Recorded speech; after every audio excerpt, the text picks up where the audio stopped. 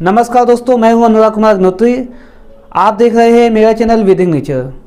आज का विषय है कॉन्ट्रैक्ट फार्मिंग को लेकर, यानी कि अनुबंध खेती।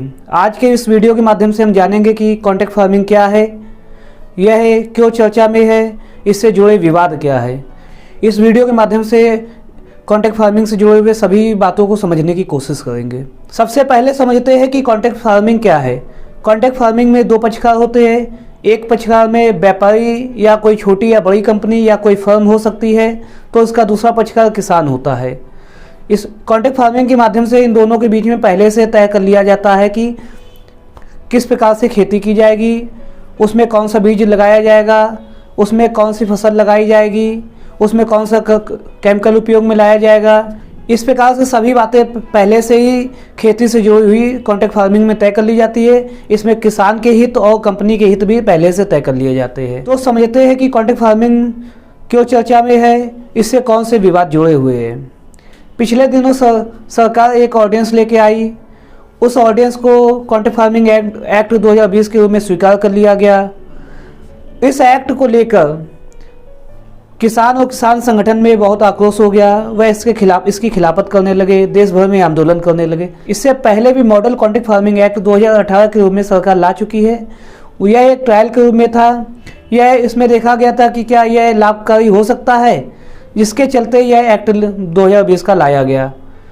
सरकार का अपना पक्ष था, किसानों का अपना पक्ष था। सरकार का समर्थन करने वाले थे, किसान का समर्थन करने वाले अलग थे। हम इस वीडियो के माध्यम से सरकार और किसानों के बीच के इस विवाद को समझने की कोशिश करते हैं।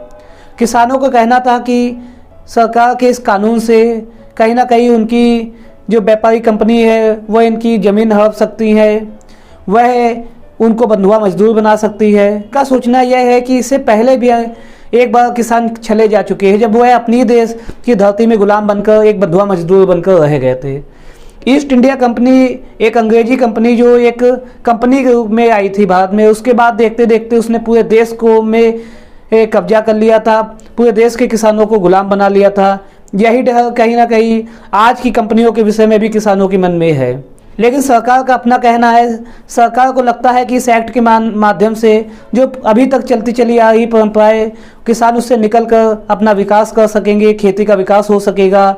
और देश में कहीं ना कहीं किसान मेहनत तो करता है, लेकिन उसको उसका मूल्य नहीं प्राप्त हो पाता है, सही मूल्य नहीं प्राप्त हो पाता है, जिसके चलते भी सरकार यह एक्ट लेके आई। दोनों लोगों का अपना अपना पक्ष है, दोनों लोग अपनी अपनी बातें कहते हैं। लेकिन एक उदाहरण से समझने की कोशिश करते हैं किसानों के क्यों भयभीत है। किसान क्यों भयभीत है, इसके पीछे कई उदाहरण भी है। एक पेप्सिको कंपनी वर्सेज किसानों के बीच में एक न्यायालय में वाद भी लाया गया था। सबसे पहले बताते हैं ये पेप्सिको कंपनी कौन है। पेप्सिको कंपनी अमेरिका की एक बहुत बड़ी कंपनी है। इसके ब्रांड पूरी दुनिया में बेचे जाते हैं। यह बहुत से ब्रांड बनाती है। उसमें से एक ब्रांड है उनका लेज चिप्स का, जो कि भारत में भी बहुत पसंद किया जाता है। लेज चिप्स बनाने के लिए पेप्सिको कंपनी ने एक FC5 पोटैटो वैरायटी पेटेंट अपने नाम कर रखा है। पेप्सिको कंपनी इस बीज को किसानों के साथ कांटेक्ट करके उनको देती है। किसान इस बीज के से आलू की पैदावार करते हैं। वह आलू को केवल पेप्सिको कंपनी को बेचते हैं और पेप्सिको कंपनी उससे चिप्स बनाती है।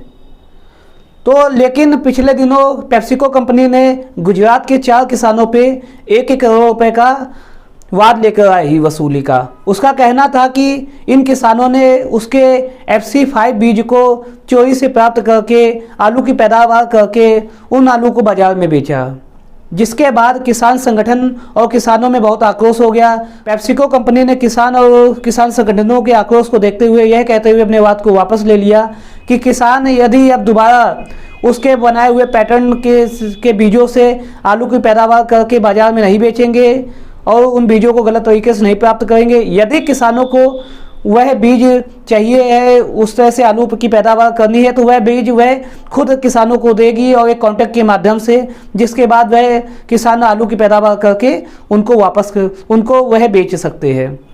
इस तरह के उदाहरण को देखते हुए हमें कहीं ना कहीं सही में भयभीत होना चाहिए और बड़ी सावधानी से इस तरह के एक्टों को अमल में लाना चाहिए।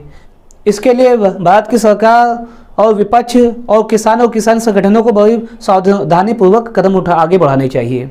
इस एक्ट को लेकर एक और भी विवाद था, जिसमें यह कहा गया था कि यदि किसान और व्यापारी कंपनियों के बीच में कोई विवाद होता है तो उसका निस्तारण न्यायालय ना करते हुए एसडीएम की कोर्टें करेंगी।